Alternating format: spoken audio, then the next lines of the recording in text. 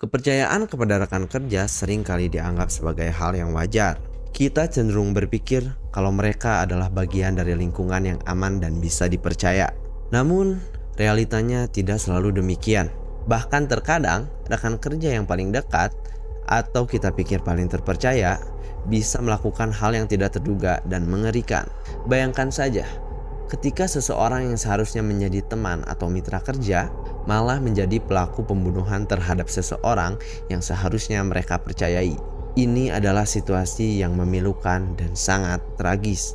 Kita berbicara tentang kasus nyata di mana seorang perempuan menjadi korban pembunuhan oleh rekan kerjanya sendiri. Dan yang membuatnya semakin mengerikan adalah bagaimana jasad perempuan tersebut kemudian dimasukkan ke dalam koper dan dibuang begitu saja. It's your boy Sakti and this is Dark Wave.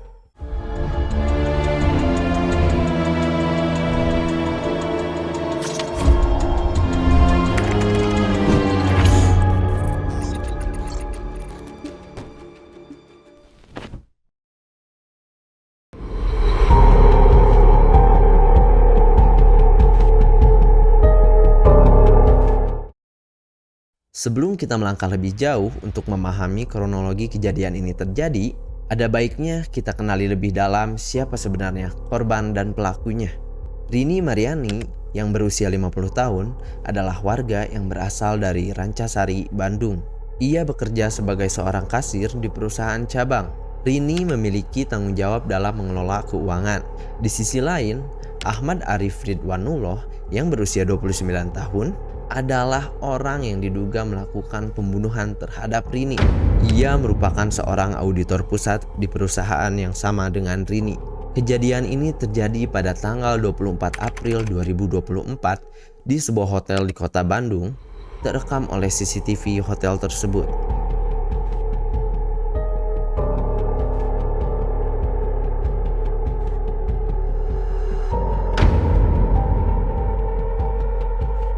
Dari rekaman CCTV tersebut, kita dapat melihat gambaran yang menggambarkan momen-momen krusial dalam kejadian ini. Saat itu, pelaku yang mengenakan pakaian serba hitam dan korban yang mengenakan baju berwarna merah terlihat secara bersamaan memasuki kamar tersebut pada pukul 9.51 pagi. Ini adalah momen yang menjadi awal dari apa yang kemudian menjadi tragedi yang mengerikan. Namun, apa yang terjadi kemudian menambah misteri dan ketegangan dalam kasus ini. Meskipun mereka masuk bersamaan, pada pukul 18.40 malam di hari yang sama, CCTV merekam pelaku keluar dari kamar tersebut seorang diri.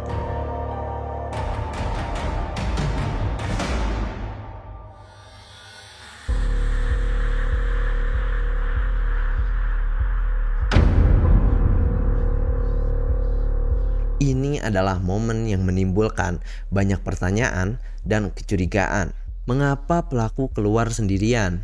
Apakah korban masih berada di dalam? Dan yang lebih mengejutkan lagi, pelaku membawa sebuah koper besar berwarna hitam. Apa kira-kira yang ada di dalam koper tersebut?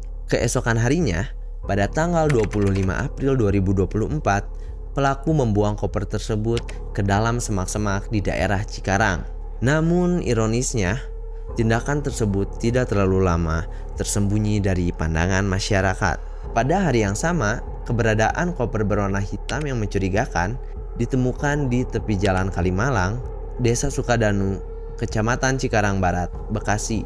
Di dalamnya terdapat jasad seorang perempuan yang kemudian diketahui sebagai Rini Mariani. Kondisi jasad tersebut ditemukan dengan luka di bagian kepala sebelah kiri, bibir pecah, dan hidung yang mengeluarkan darah. Penemuan jasad ini sempat membuat warga di Cikarang geger dan ketakutan. Wah, gak kebayang sih kalau misalnya saya yang ada di posisi Rini pada saat kejadian. Pada tanggal 30 April 2024 di malam hari, tim gabungan antara Subdit Jatanras Ditreskrimum Polda Metro Jaya, Satreskrim Polres Metro Bekasi Kabupaten, Polsek Cikarang Barat, dan dibantu oleh Satreskrim Polrestabes Bandung berhasil mengamankan pelaku di daerah Palembang, Sumatera Selatan.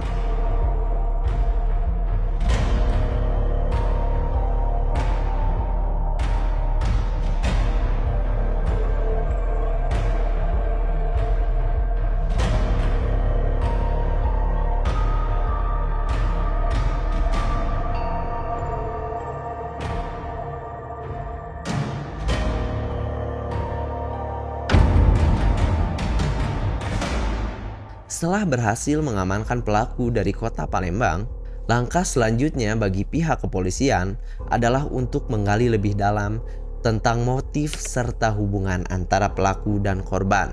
Penyelidikan ini membawa fakta yang mengguncangkan, mengungkapkan keterkaitan yang tidak terduga di antara keduanya. Ternyata, baik korban maupun pelaku adalah rekan kerja di perusahaan yang sama. Korban yang pada saat itu bertugas untuk menyetor uang kantor ke bank, tiba-tiba dijemput oleh pelaku untuk pergi ke sebuah hotel. Tidak hanya dibunuh, korban juga sempat disetubuhi oleh pelaku.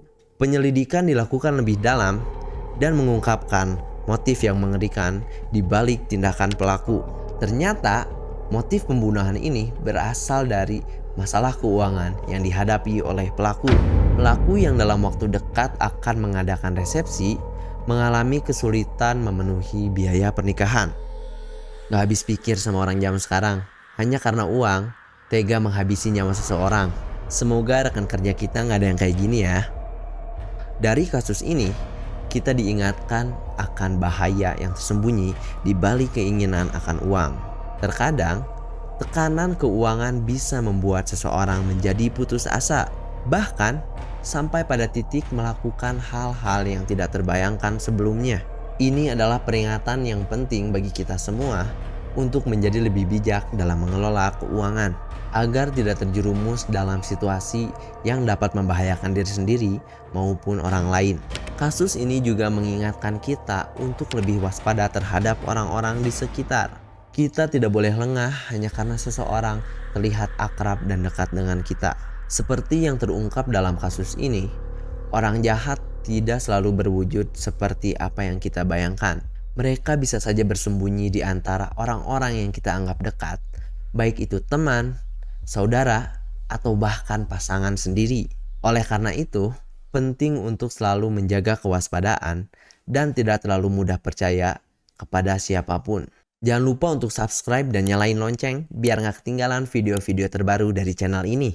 Keep trying, life must go on. See you.